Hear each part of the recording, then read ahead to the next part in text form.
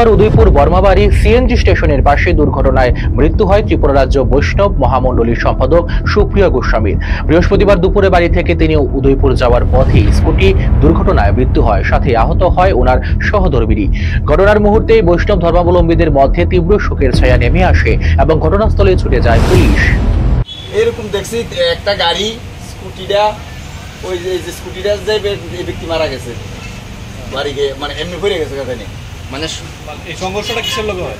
সংঘর্ষটা yen থেকে first বোঝা গেছে না, তো তিনটা, একটা গাড়ি আছিল, স্কুটিটা আর বাইকটা। স্কুটিটা হলো যে বেটা মারা গেছে বয়স্ক লোকটা, এমনি পড়ে গেছে কথা নেই, একটু দেয়া গেছে।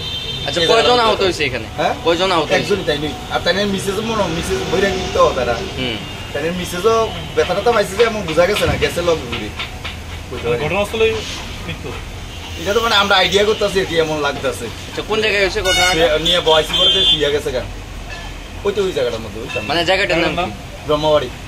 বৃহস্পতিবার দামছড়া থানাধীন নরেন্দ্রনগর পুলিশ